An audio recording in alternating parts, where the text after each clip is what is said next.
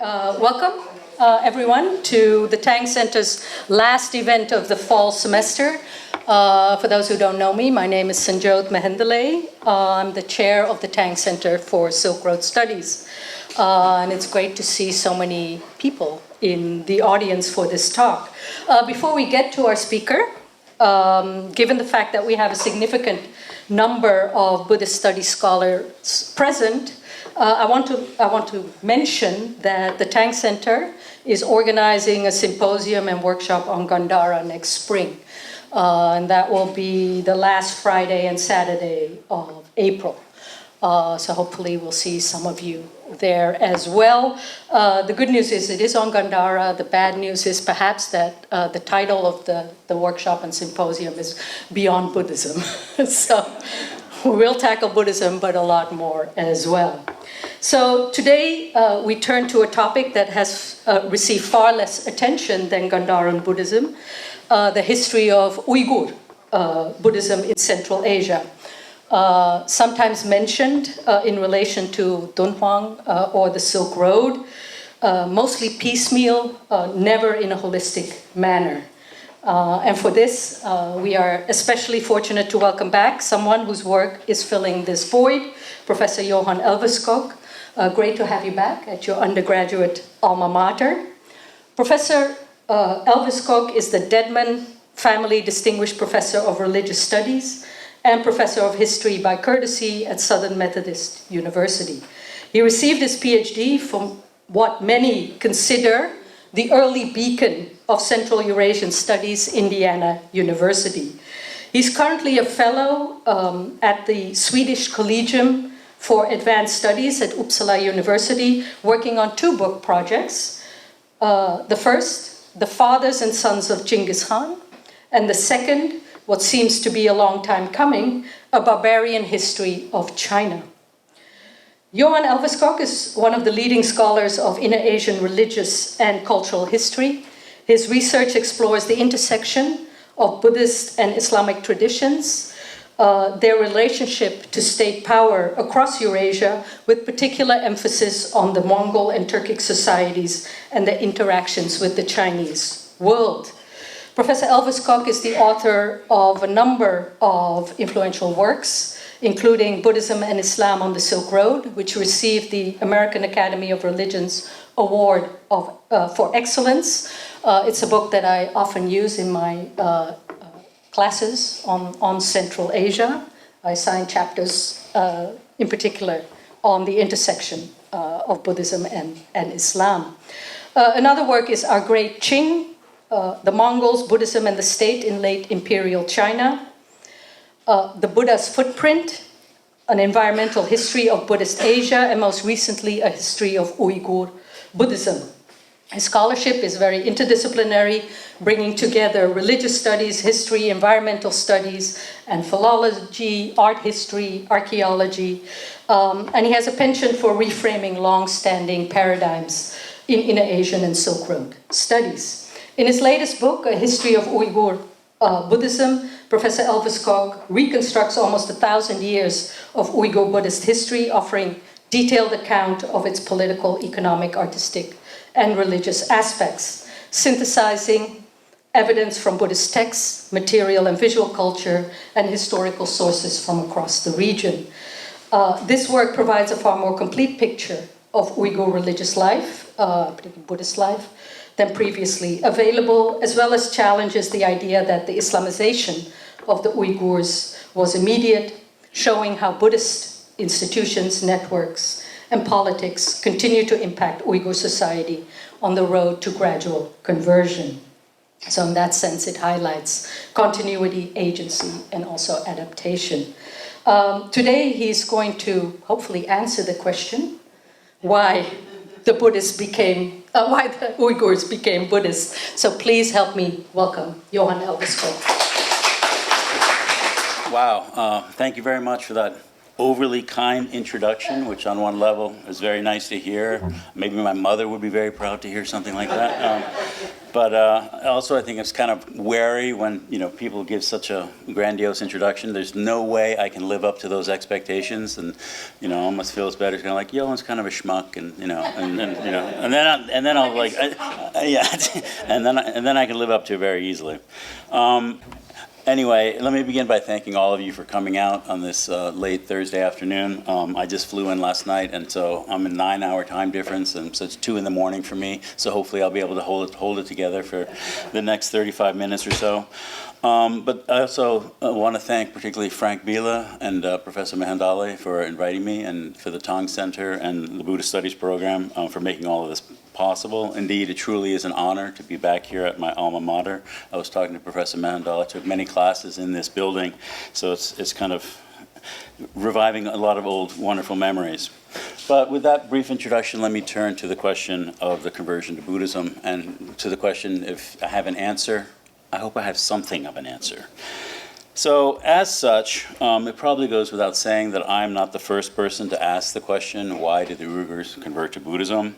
Indeed, it pretty much came to the fore of the scholarly community as soon as European explorers first discovered the so-called lost civilizations of the Silk Road, and then started the difficult and arduous task of deciphering all of these new scripts and languages, and then finally making scholarly sense of it all. And what I find amazing, especially now when everyone is enthralled to modern communication and the globalized world that we live in, and its supposed uniqueness, is that even back then, at the turn of the 20th century, this scholarly endeavor of making sense of what we now know as the Silk Road was a global endeavor. And thus, the groundbreaking work of Russian, German, French, and Japanese scholars quickly went around the world, and as seen as in this world history written by the Ottoman historian Ahmet Rafik in 1911, even started talking about the history of the Uyghurs, and as you can see here, it even included the recent decoding of the Sogdo Uyghur script. But Ahmet Rafik also gave an explanation of why they were Buddhist. In short, according to this Ottoman historian, writing more than 100 years ago, the reason that they converted to Buddhism was because the Turks are simple-minded. Namely, Eurasians, like the Turks, the Mongols, and Manchus, they lacked the religious imagination and zeal and the inquisitive mind that was so strong among the Arabs, Iranians, and Slavs. Thus, the religion that was most appropriate to the nature of the Turks was Buddhism, according to this scholar. And as such, in this interpretation, Buddhism is thus by definition a religion for the simple-minded. Of course, that's not how Buddhism is popularly understood today, especially among the Berkeley Buddhists. Rather, Buddhism is now, if anything, the religion, or perhaps more aptly, the philosophy for the age of secular humanism. Thus, for many, Buddhism is a tradition shorn of mythology and rituals, and is focused instead on things like mindfulness, or perhaps the aesthetic minimalism of Zen. And thus, it is definitely not the religion of the simple-minded hoi polloi. Rather, mindfulness, as some scholars have argued, is the religion of Silicon Valley, and more importantly, the religion of global capital. It is this disjuncture between how Buddhism was understood in 1911 and how it is understood today that is central to my own work. Since, as I know from personal experience, through conversations at dinner parties, or at conferences, or on airplanes, or what have you, the fact of the matter is that almost everybody you meet, very intelligent, very well-educated people, they all know about Buddhism, or they know something about Buddhism, or they think they know something about Buddhism. But then, of course, as a scholar of Buddhism, I quickly come to the conclusion that they know very, very little about Buddhism, or have a very simplified understanding of what it actually is. And for me, in my own scholarship, I always find that nobody really connects Buddhism to politics, economics, society, culture, and the rest of the human experience. Buddhism is just mindfulness. And for me, as a historian, this is a problem, not at least an historiographical oversight. Since Buddhism is the one tradition, institution, or ideology that unified all of pre-modern Asia, from Sri Lanka to Siberia and Iran to Japan. And thus, to overlook it is like writing a history of the Mediterranean and forgetting to mention Christianity or Islam. which to my mind would be quite preposterous. But in the case of Asian history, Buddhism is ignored all the time. I mean, you can go to the Do Library and read a whole, mountain of books on Asian history, and rarely will you find mention of Buddhism, because Buddhism, again, the way it's been constructed, operates outside of politics, economics, and all the rest of the stuff that makes the world go round. And it's for these historiographical reasons that I find the case of the Uyghurs interesting, not simply because it is itself by a fascinating chapter in world history that I think needs to be better known, but also it is one that allows one to grapple with these historiographical issues. Of course, why Buddhism is ignored in this manner is an important and a complicated issue. However, a nice summation of the problem was given by Donald Lopez almost 30 years ago when he observed that historians of Asia are wary of the Dharma and scholars of Buddhism on account of their philosophical and theological or crypto-theological bent are not interested in history. And thus we have the situation whereby one of the most important forces in Asian history is generally overlooked. And to give you a sense of how this disconnect actually plays out in scholarship, here's a quote from a leading scholar explaining the success of Buddhism as a missionary, or let's be honest, let's call it as an imperial religion.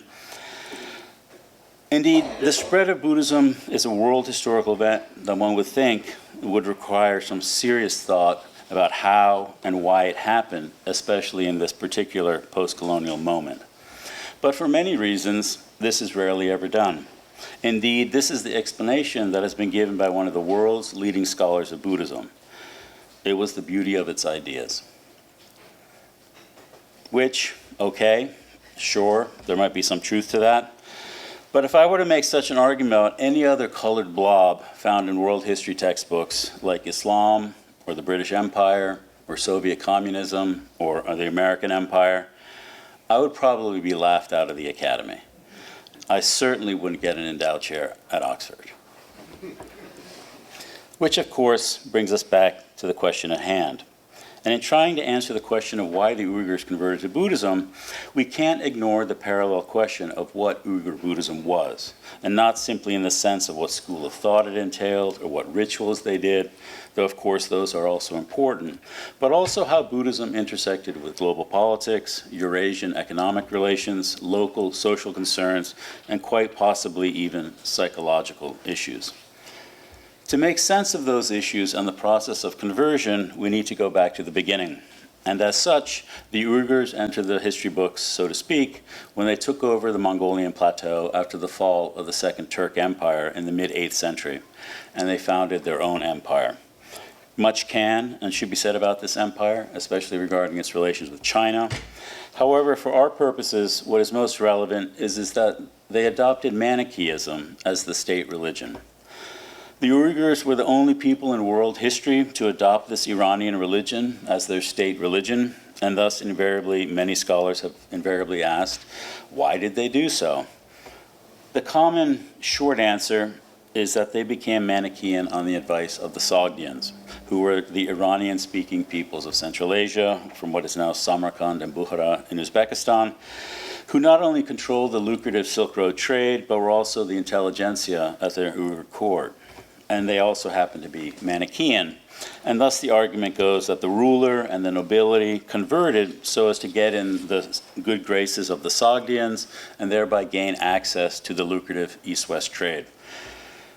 And as we know, the Uyghurs followed this advice and their empire flourished for a while. But then, as happens with all empires, it all started to fall apart for various reasons. And interestingly, considering our contemporary reality, one important factor in this demise was climate change, which worsened life on the steppe by making it harder to raise horses, which was the main commodity that they sold to the Chinese. Indeed, their economy was sustained by this trade, which annually involved 2 million horses, an enormous amount of horses, and of course silk and goods going north onto the steppe, which was then sent across on the Silk Road. Yet, a sustained dry spell continued for decades from the late 8th century to the early 9th century, and this, as a result, this key facet of their economic and military power began to weaken. And as a result, the Uyghurs were ultimately defeated by another Turkic-speaking peoples, the Kyrgyz, who attacked from the north, whereby the Uyghurs fled south, with some going to northern China and kind of melding into the Sino-Turkic world of northern China. Others went to the Gansu corridor. And finally, another group, the one that is our focus, went to the eastern flank of the Tian Shan Mountains and the Turfan Depression and founded what we now call the West Uyghur Kingdom. Of course, when they arrived in this area, it was already inhabited by other people, the majority of whom were either Tocharians, who were the indigenous Indo-European peoples who lived in this area, and the others were the Han Chinese, the majority of whom had moved into the area as colonizers during the Tang dynasty. And what is important to us in terms of this talk is that both the Tocharians and the Chinese were Buddhist. Even so, or perhaps precisely because the subjects were Buddhist, the Uyghur ruler and the ruling nobility continued professing and practicing their Manichaean faith, even though they were living in a predominantly Buddhist world. In fact, for more than a century, Manichaeism continued to be the state religion of the West Uyghur Kingdom. However, in 983, we get a report that things were changing. In particular, this memoir, which was written by a Manichaean elder, tells that in the late 10th century, the Uyghur elite were destroying and ransacking the Mani temple and replacing it with a Buddhist vihara. Moreover, based on these stake inscriptions, which you can see in Berlin now, they're about a meter tall, each one of them, and they were driven into the ground as part of a purification ritual done when building the Buddhist monastery. We know that the Uyghur nobility were actively supporting the Dharma in the beginning of the 11th century. So the question is, what brought about this change of heart?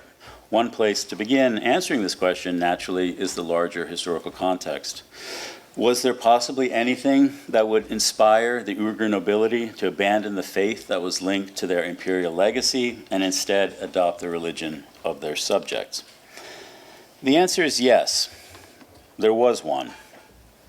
And it was the rising power of the Karakhanids, who were also Turks, and they were thus basically cousins of the Uyghurs. But around the middle of the 10th century, their ruler Satuk Bugra Khan converted to Islam. And he and his successors took the call of jihad quite seriously. And thus, as you can see on this map, in 1006, the Karakhanids sacked the legendary Buddhist city of Khotan, which had thrived on the southern Silk Road for centuries. This event was in turn immortalized in a folkloric verse that was recorded in Mahmud al-Kashgari's famous 11th century Turkish dictionary. We came down on them like a flood. We went out among their cities. We tore down the idol temples. We shat on the Buddha's head. The Karakhanids and their military expansionism would thus seem to present a problem for the Uyghurs, not least militarily, but also economically, because the Karakhanids were to their west, and thus they blocked their ability to trade with Central Asia and the West.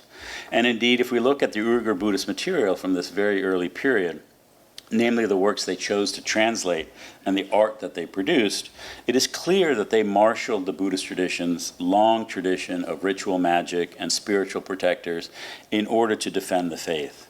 For example, one of the earliest texts translated into Uyghur, and the one more prevalent than any other text, is the Suvarnaprabhasa Sutra, the Golden Light Sutra, which is famous for its ritual defense of the state through the spiritual power of the Dharma. Moreover, we also know that in this early period, the Uyghurs also worshipped and visually represented the deities Vaishravana, the guardian of the north, and the thousand-armed and thousand-eyed Guanyin, both of which are famous for protecting the state from invaders and other disasters. Indeed, the Yale art historian Mimi Yangpraksawan has argued that the use of such powerful forms of Avalokiteshvara and Vaishravana are part and parcel of what she calls frontier Buddhism, namely the projection of political power through artistic and architectural projects, which is precisely what the Uyghurs were doing. They were on the frontier, and thus getting such a powerful spiritual arsenal on one side may help explain their adoption to Buddhism.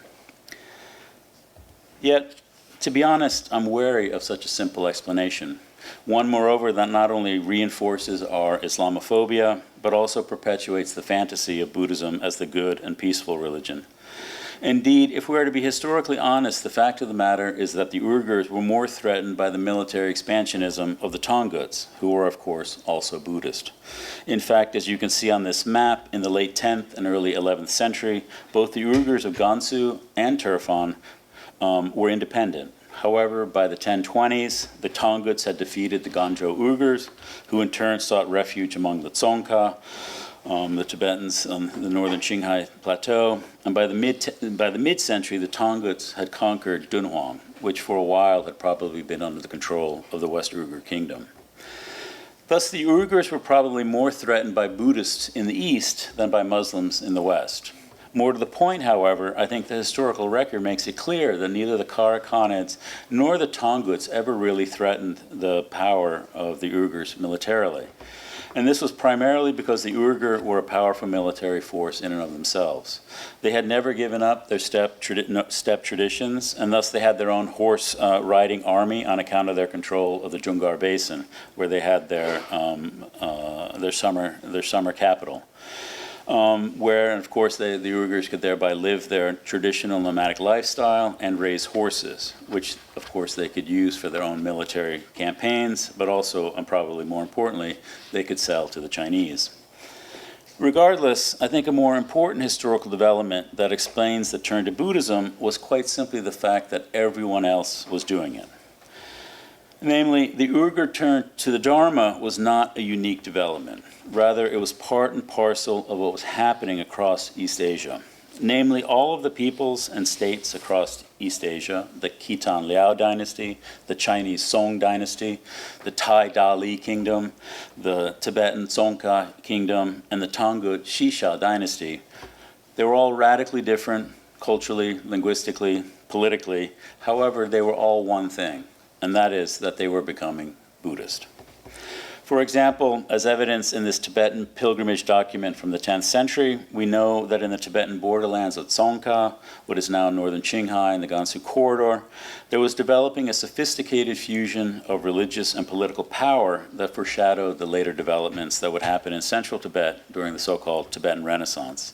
Similarly, among the Tangut, Buddhism was becoming a foundational component of their state and cultural nexus, one, moreover, that much like the Uyghurs themselves, drew upon a vast array of sources to forge their distinctive Buddhist tradition, which scholars have been unpacking for the last 50 years. Yet perhaps the most important player in this East Asia-wide turn towards the Dharma was the Song dynasty, on account of their founder, Taizu, who is famous for using Buddhism as an ideological tool of state consolidation. And these policies were continued by his successors, the emperors Taizong, Zhentong, and Renzong, who continued to support Buddhism through their devotional support of monasteries and large-scale political projects projecting the ideology of Buddhist imperial rule. And the greatest of these projects was the creation of the first printed Chinese Buddhist canon, the Kaibao Tripitaka, which was completed in 982, and became not only a beacon for Buddhist scholasticism, but was also a crucial tool of diplomacy across Buddhist Asia, one that in turn was countered by both the Khitan and the Koreans, who shortly thereafter created their own Buddhist canons. Regardless, for the Song, a key element of this canonization process was making sure that they had the right Buddhist texts. And thus the Song court sent out numerous expeditions of Chinese pilgrims to visit the Holy Land of India in order to bring back the proper scriptures. And heeding this call, we also know that there were 59 delegations of Indian scholars who came to China. And as we know from this Chinese pilgrimage manual, all of these pilgrims were traveling through Uyghur territory. And thus they were well aware of this Buddhist turn that was happening across Asia. But Buddhists from China and India were not only passing through their territory. Rather, the Uyghurs, on account of trade relations, were also sending out envoys to the Liao, and this, which was ruled by the Khitan, who, as with the Song, were also consolidating their power at this time, and they were also using Buddhism to do so. And of course, this tension basically became who's the bigger and better Buddhist. And this situation ultimately erupted into a full-scale invasion of the Song in 1004, which the Khitan won. whereupon the famous Changyuan Treaty was proclaimed that was to define the political and economic relations between the northern and southern dynasties until Kublai Khan finally conquered the Song in 1279. But more to the point, the consequence of this Song defeat and the Changyuan Treaty was that the balance of power shifted toward the Khitan, who as a result became not only the major political and economic power at the time, but as much recent research has revealed, they also became the major cultural players at this time. And on account of the Dharma being an essential feature of the Khitan state, Buddhism became not only a political and economic unifier, but also a cultural and artistic one. Perhaps one of the best known examples of this Khitan network effect is the famous Phoenix Temple in Kyoto, which was built in 1053 and has long been held up as a classic example of sui generis Japaneseness. Yet the fact of the matter is that the architecture and style of this temple is based upon Liao precedents. Moreover, some of its artistic elements can even be traced back to Tibetan art found in Dunhuang, all the way in Inner Asia. The Phoenix Temple is thus less an example of Japanese uniqueness than a monument to the interconnectedness of the Khitan Buddhist world. Another example on the other side of the world, which also captures the Uyghur turn towards the Khitan and their Buddhism, is the famous diplomatic mission of 1026, which tried to establish political and economic ties with Mahmud of Ghazni, who was then ruling in what is now Afghanistan and Pakistan. Of course, the mission failed spectacularly because Mahmud claimed that the Uyghur and Khitan were far away, and even more damning in his eyes, of course, is that they were not Muslim. Rather, as he knew, and we now know, both the Khitan and the Uyghur were at this time Buddhist. And while it is clear that this was driven by political and economic factors, we also know that it was modulated through the discourse of the Buddhist ecumen. Thus, although we know that the Uyghurs received a Chinese canon from the Song court in 1031, we have no evidence that it was ever used by the Uyghurs. On the other hand, as we see here, they did have the Khitan canon, and as has been noted by Shigaito Masahiro, it was used as the basis for the translation of early Buddhist texts, most importantly, the Abhidharmakosha Bhashya. Moreover, as Kichodo Kochi has pointed out, the Khitan influence on the Uyghur is also found in the transliteration of the word nirvana, since it is based on the characters used in the Khitan canon, which, unlike in other Chinese works, uses the character pan with a blood radical instead of the wood radical. And this distinctive character was adopted by the Uyghurs, as seen in the three examples here. Yet the most striking evidence for this Uyghur reliance on the Khitan for their Buddhism in this early period is the parallelism in their doctrinal orientations. Namely, both drew heavily upon the Yogacarya Fashang school and the distinctive Huayan perfect teaching, which had developed in the late Tang and fused Huayan with Chan and Tantra. And while such things are no doubt part and parcel of the aforementioned esotericism of Buddhist studies that drives historians screaming away from dealing with the Dharma, it is important in this case since it highlights the Khitan-Uyghur connections that shaped this early period of conversion. At the same time, it was clearly not only such doctrinal matters that drove the Uyghur conversion. Rather, they clearly saw the writing on the wall. Namely, that their political and economic future and its viability could readily be enhanced within the Buddhist ecumen. And one can in fact see this development happening in Chinese court historical records, whereby we learn that in the mid-10th century, the Uyghur trade delegations to the Song court included Manichaean priests, when, of course, they were still professing their Manichaean faith. However, a decade later, the missions now included Buddhist monks. And as such, these records confirm that these trade missions also entailed what we may call Buddhist ritual protocol, namely the gifting of Buddhist relics and Buddhist texts between these two Buddhist communities. Becoming Buddhist therefore made good political and economic sense for the Uyghurs. However, as with anything as complicated as conversion, especially on what we may call a civilizational level, I don't think a simplistic Marxist and materialist interpretation is enough. Since for one, while such issues may have been in the mind of some of the participants, there were other ones as well, including a profoundly religious one. Namely, as we have just seen, there was something like a Buddhist wave that spread across East Asia at this time. But we gave little thought as to why this might have happened, or what tied it all together. And in this regard, there was one unifying factor. Namely, Buddhists had come to believe that the end of the Dharma was to begin in 1052, and everyone was preparing for the return of Maitreya, the Buddha of the future, to usher in the new golden age. As with any messianic vision, the myth of Maitreya can be drawn upon at times of political and social upheaval, which it has done historically, especially in the case of China. And one such period was certainly 10th century China.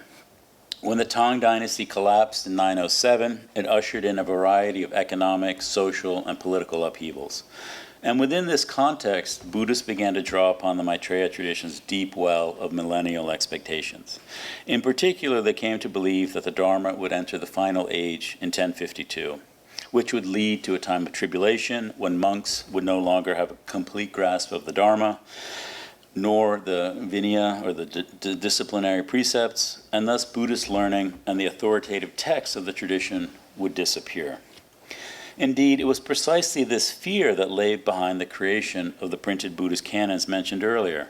It was a hedge against these coming tribulations. Yet the coming end of the Dharma inspired Buddhists to not only codify the teachings of the Buddha, it also sparked renewed energy and creativity in art, myth, and ritual. Across East Asia, new rituals focusing on Maitreya emerged. In Japan, for example, Buddhists buried scriptures in sacred mounds so that they could be rediscovered in the future when Maitreya returned. The Khitan, on the other hand, reestablished the carving of Buddhist texts in stone at Yanju Monastery that had begun 500 years earlier at another time of Buddhist messianic fever.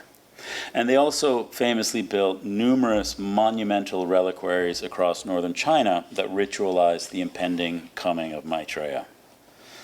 And it was precisely such apocalyptic visions and attendant religious practices that the early Uyghur Buddhists learned from their powerful Buddhist allies in the East. In fact, it was precisely this vision that came to be one of the most important ritual practices for the newly converted Uyghur elite, namely the worship of Maitreya, and especially the hope to be reborn at the time of his appearance so that one could receive a prophecy of future Buddhahood, which is what is represented in the famous Uyghur murals from the cave temples of Bispalik. These are, if you've ever seen Uyghur art, these are some of the standard images that you see, and there's 15 of them, which comes from the Mahavamsa, the Ceylonese Chronicle. And all of them are representations of Maitreya, and all of the individuals around them are asking for a gift or the prophecy of future Buddhahood. And there's also the famous Tokharian theatrical work called the Maitri Samhita. So there's a very deeply profound Maitreya cult in this early Uyghur tradition. Anyway, with all of these apocalyptic visions in the air, as well as the simultaneous turn to Buddhism as a means of political consolidation across Asia at this time, in the Song, among the Khitan, as well as the Koreans and Japanese, what is very interesting to note, as pointed out by Yukio Kasai, is that the Uyghur ruler never adopted any form of Buddhist political legitimation. Indeed, contrary to what one would imagine, especially considering the frontier Buddhist reality, the Uyghur ruler never adopted this huge corpus of Buddhist political ideology that you're all familiar with, Ashoka, the Chakravartin, etc. In fact, we have no text or inscriptions where he takes upon himself any of these titles, nor is he explicitly praised in Buddhist text as a Buddhist ruler. And one reason this was probably done was precisely so that the ruler did not have to declare which tradition was the official state religion of the West Uyghur Kingdom. Since, as you may recall, the majority of the people who actually lived in the Uyghur realm were the Tokharian and the Chinese, both of whom were obviously Buddhist. Yet it is important to note that they were not the same kind of Buddhists. Namely, the Tokharians were followers of early Buddhism, and the Chinese were followers of the Mahayana. Of course, to some, such distinctions may seem superfluous, especially since these two communities, at least theoretically, or for the monastics at least, can technically live together as long as they follow the same monastic code. But again, as you can see from the famous murals at Bisiklik, the Uyghurs did specifically recognize the Chinese and Tocharian Buddhists as separate communities.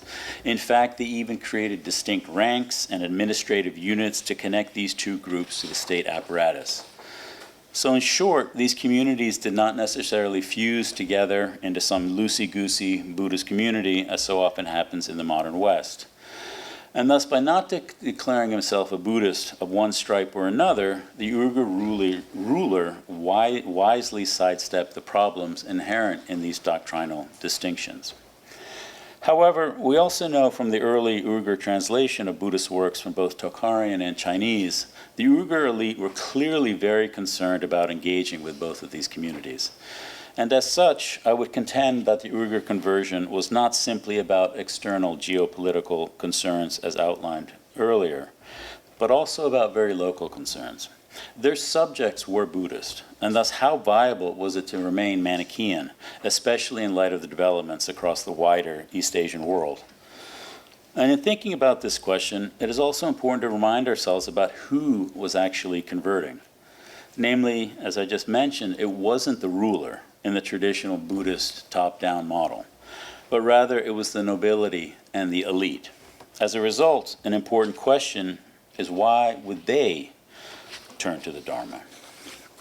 In answering this question, we need to think about the basic idea that undergirds our romantic image of the Silk Road, namely trade and all that it entails, such as cultural and religious exchange. A dynamic that I find is well captured in Julie Merettu's painting called Capital, which hangs in the lobby of Goldman Sachs in Manhattan. More to the point, what I want to note is that much like New York is today's global caravanserai, that in many ways is what the Uyghur realm was at its height. It was the global entrepot of trade along the Silk Road, where people of all faiths lived and mingled. And then as now, people had differing views, like Zoran Mamdani, on the nature of what we anachronistically may call capitalism. Indeed, as is well known, many of the world's religions are scathing about merchants and wealth accrued through the market, since by definition, to be a good businessman, you have to lie, and thus are morally suspect. Confucius put it bluntly, as he normally does, merchants are parasites. But such views can also be found in the Hindu law codes, as you see here, where merchants are classified along with sadists and lepers. And then, of course, there is Jesus' famous line about the rich and the eye of a needle. Other religions, on the other hand, are all about making money. And probably the most pro-business religion was Buddhism. Indeed, as the last 25 or 30 years of scholarship, particularly by Gregory Chopin, has made abundantly clear, the global success of Buddhism has been tied to its connection with the merchant class and its promotion of what we may want to call its prosperity theology.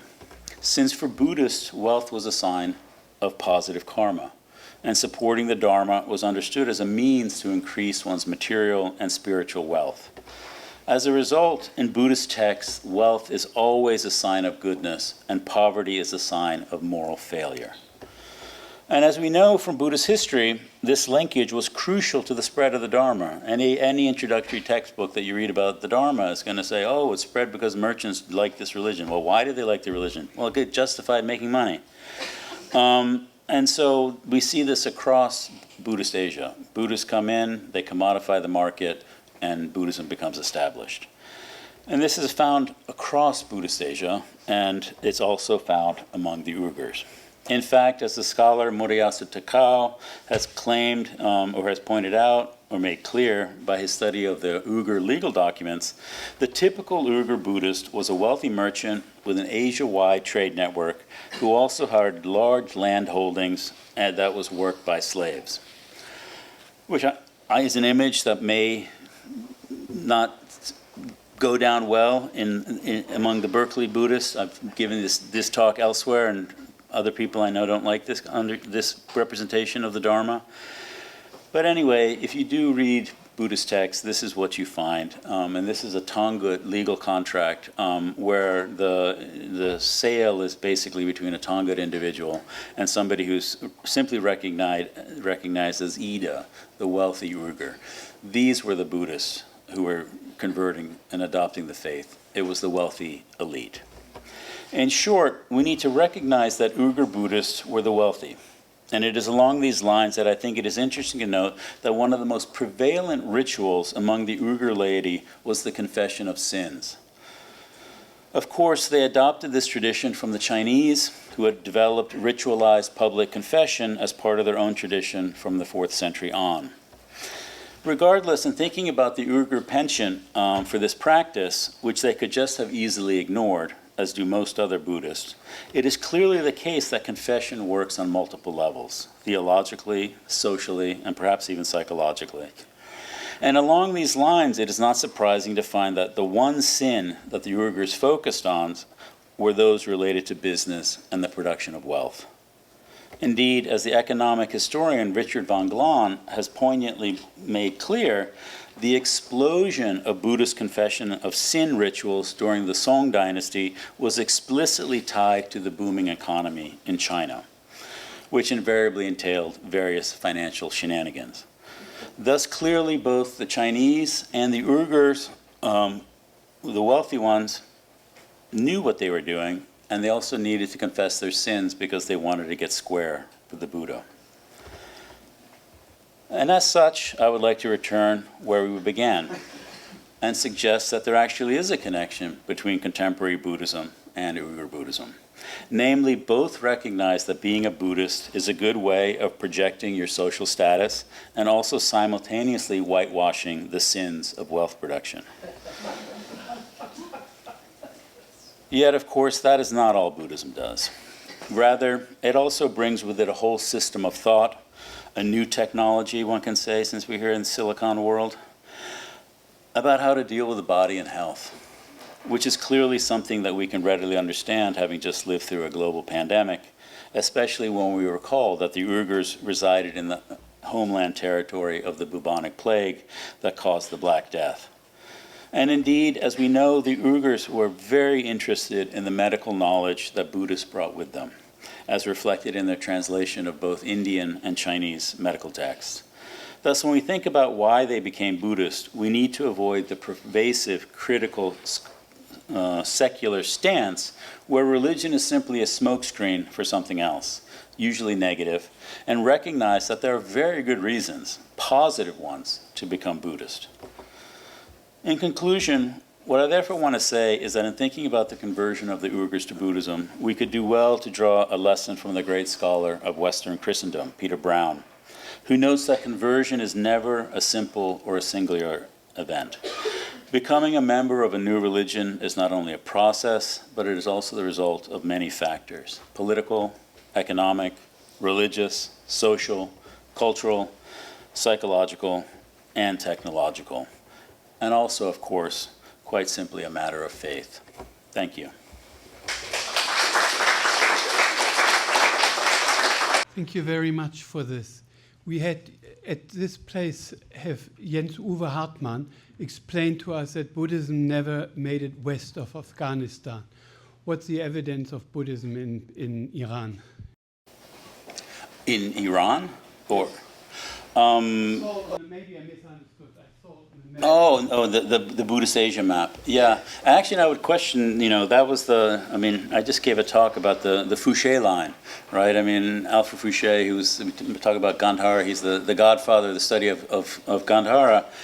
He famously, at the beginning of the 20th century, made a line basically running through Afghanistan and saying there will be no Buddhist monuments found of this. But of course, now we have the Bereneki Buddha, right? And so Ingo Strauch was at this conference we were talking about, and he's done all this work. There are all these inscriptions that they're finding now in Egypt, and he's of course done the inscriptions in Socotra on the island off the coast of Yemen. So Buddhists were obviously doing the Indian Ocean trade. But Ingo Strauch, and there was another individual, I can't remember his name, but he works at the Bodleian Library here. They're like the leading scholars of the Bereneki Buddha. They were obviously this proves that Buddhists were in Egypt and in Yemen at this time, but they were very hesitant to say that they actually established like living Buddhist communities. But for my map of Iran, there's archaeological evidence, like Ball has made these arguments about these early Buddhist temples, and even Xuanzang, it talks about monasteries along the coast. But from my perspective, looking at it, the Mongol period, the Ilkhanate period, for 50 years, the Mongols ruled Iran as Buddhist.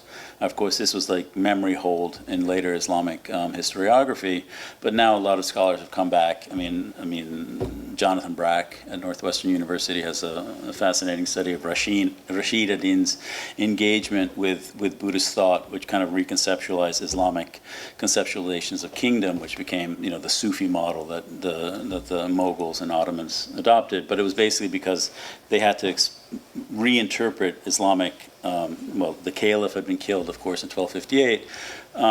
But so Buddhists were there, and they had a profound impact on the Muslim world, and so that's why I include Iran. Thank you. Yeah. Thank you. This was a wonderful talk. I kind of have two questions that might be related. The first is kind of an observation. I was surprised to hear that the ruler did not adopt Buddhism as a kind of political language. It feels to me like part of what is happening all across East Asia is really Buddhism providing a language of empire. And I found it somewhat surprising that they did not kind of follow the trend in that respect.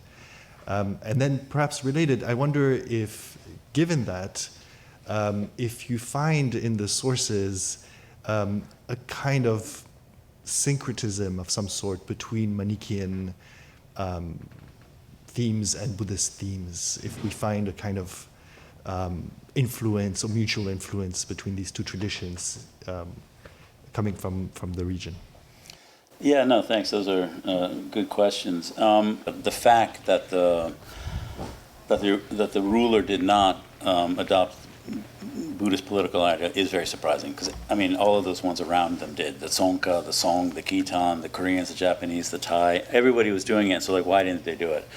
And in making this the argument that I made, I'm drawing it from Yukio Kasai, and so she's gone through and looked at all of the titles of the Uyghur rulers that they used in on coins or in legal documents.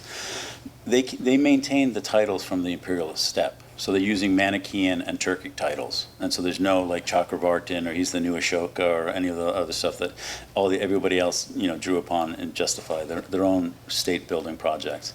And so again, it's a question of why, and I kind of gave the argument why I think he did, because there was the problem that these two communities, and if you said, well, the Nikaya tradition is the way to go, then the Chinese are going to be like, what about the Mahayana? And so he kind of wisely stepped aside. And I think it's also, a very important part of this is that their legitimacy, not to get into the weeds of this, but these two Uyghur kingdoms that developed, after the fall of the empire, there were two clans on the steppe that were feuding for control, right? And so that was a thing that, was in the air, so to speak. And so the West Uyghur Kingdom, which was the original clan, and then was pushed out by the other clan that founded the Ganju Uyghur Kingdom, they really wanted to maintain that they were the true, legitimate Uyghurs who maintained the imperial tradition. And so that implied that they were still Manichaean. And whether they were Manichaean, we don't know, but at least they used it in the titles.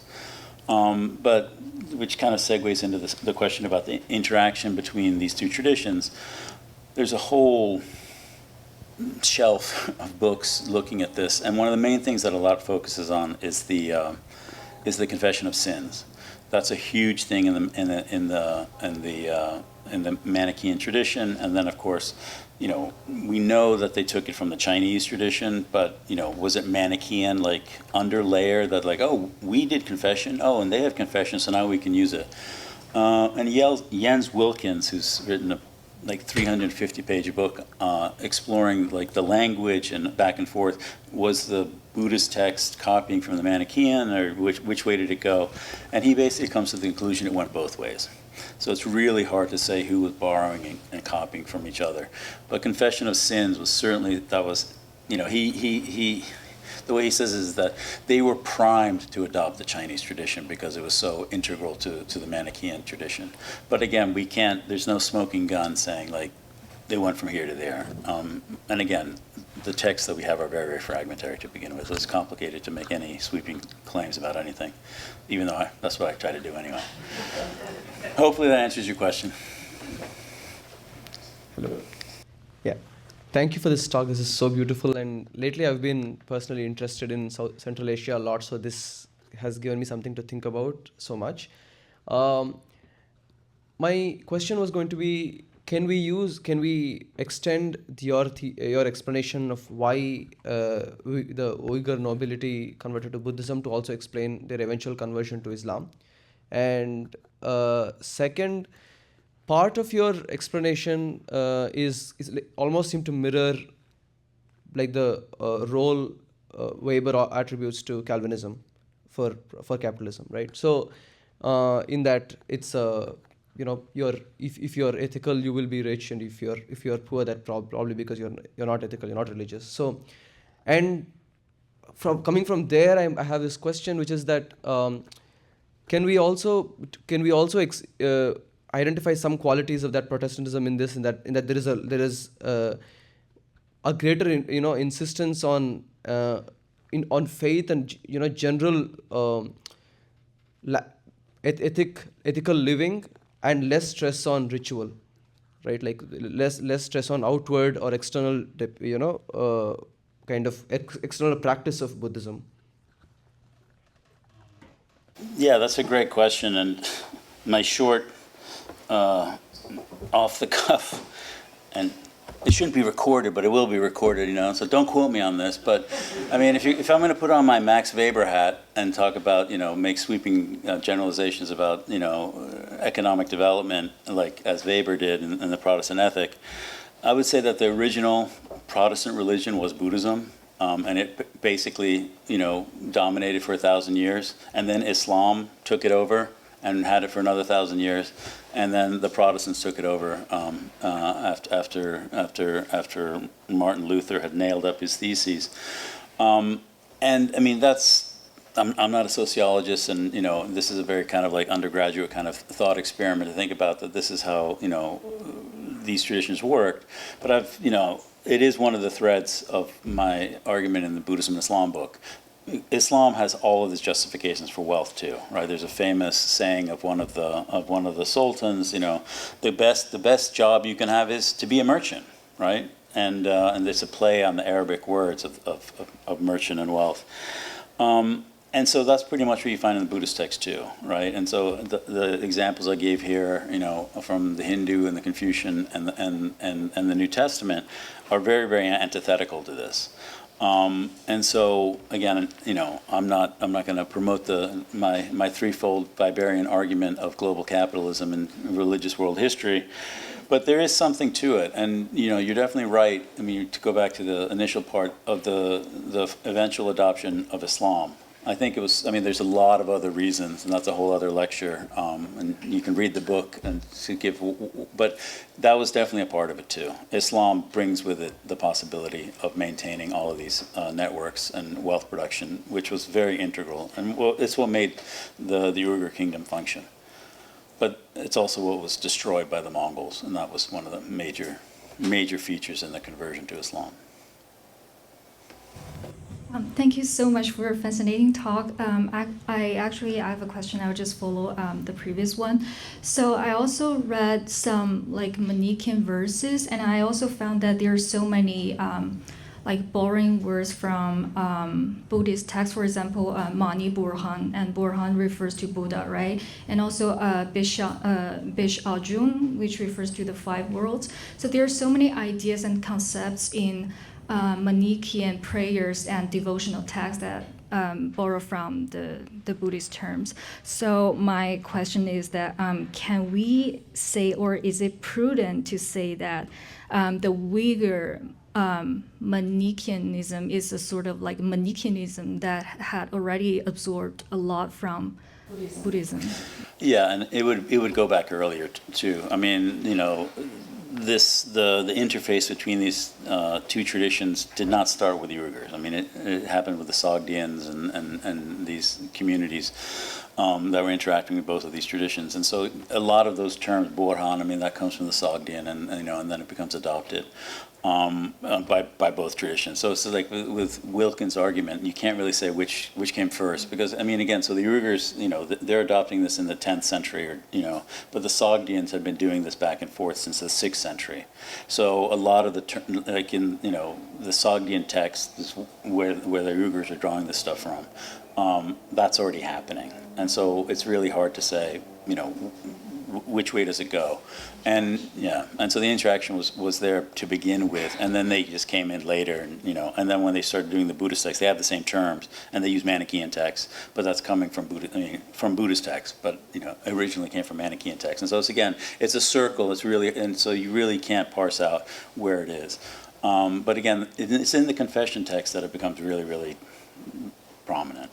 And now a lot of the three people who work on this stuff are looking at the artwork and seeing the pictorial motifs of Manichaeans that become adopted by the Buddhists. And Japanese scholars looking at, I mean, a lot of the Manichaean, like the Buddhist caves, underneath it is Manichaean paintings. And so now I don't know how they do this using, I don't know, high-tech X-rays or whatever. And so now we can figure out what the Manichaean paintings were, and then you can see how the Buddhists used those images. They put it in a Buddhist context, but they're using Manichaean, stylistic elements. So that's research that's ongoing now. Thanks. I'm interested in the prosperity gospel portion of this talk. And, it's when I think of the development of Buddhism over this time, I also think of charity houses, right? Medical charity, charity for the poor, and, along with the commercial component. So how does that intersect in is there a sort of periodization that you have for it? Is it just lip service? Is it, how does it intersect for you in your observations from your sources about, being close to the gentry, but also perhaps, spreading charity? I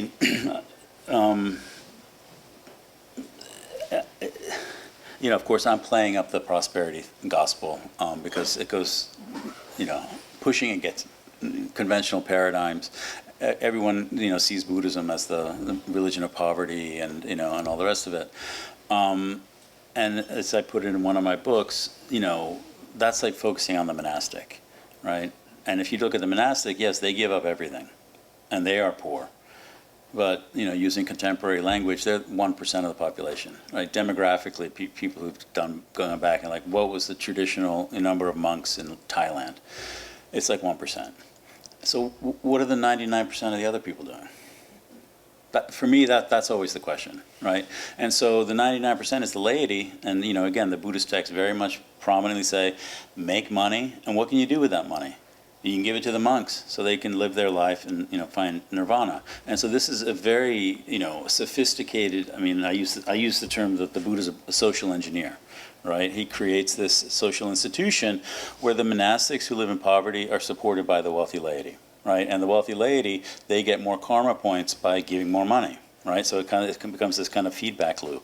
At the same time, of course, it's not just they do make the money and they give it to the monastery, but there is also, the idea of karma and compassion and all the rest of it. And they do charity houses.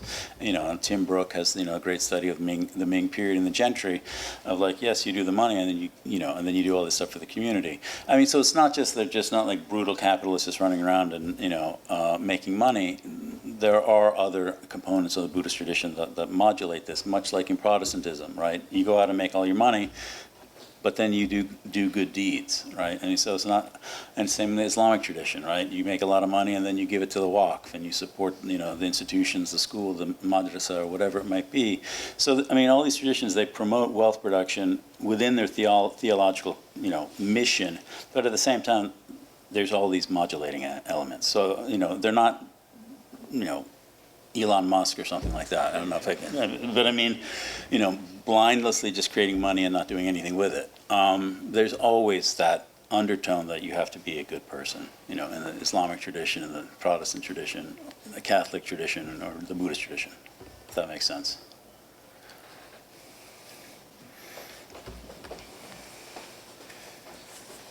Do the Uyghurs have charity houses? We have no evidence of that, yeah. Thank you very much. This kind of connects to the ongoing discussion of charity houses, but I was very interested by this ethnicalization of the monastic art that we see into these Kuchen and Han traditions. I had never seen that art before, and I'm very glad that you brought it up. But what evidence do we have for how monasticism was working in relation to this not quite Buddhist state that was being... How does monasticism in the Uyghur world relate to this institutionalization? Again, we're dealing with very, very fragmentary components. But I mean, this here you can see the Chinese on the left and the Tokharians on the right. And these inscriptions and from the legal documents, as I mentioned, they have specific titles. So the ruler or the head of the Chinese Buddhist community has a particular title, and the head of the Tokharian community has a particular title, and these are both connected with state apparatus within the Uyghur kingdom that they interact with. I mean, again, the amount of material we have is very, very limited, so there's no way we really know how this actually functions. But it does reflect that they have an awareness that these two are doing their own thing, right? And and the state is letting them do that thing, and we know that the Uyghurs created their own monasteries that again had their own official that responded to the royal court. So all of these communities, living Lavinia, doing what monks do, but they were separate on ethnic lines and linguistic lines, whatever I don't know it's hard to know if Tokharians are still speaking Tokharian at this period of time. But there was definitely a clear, if you want to call it, ethnic distinction in the bureaucratic system of how it worked. We do know the Vinaya that the Uyghurs adopted was the Chinese, the Dharmaguptaka. And so again, we don't, I can't think off the top of my head what the Tokharian, but probably did not use, they might have used the Melissa Vastavadin for all I know. But so there was, those kind of nitty-gritty Vinaya elements to this too. But again, the sources that we have are very minimal. We do know that there is this distinction between them.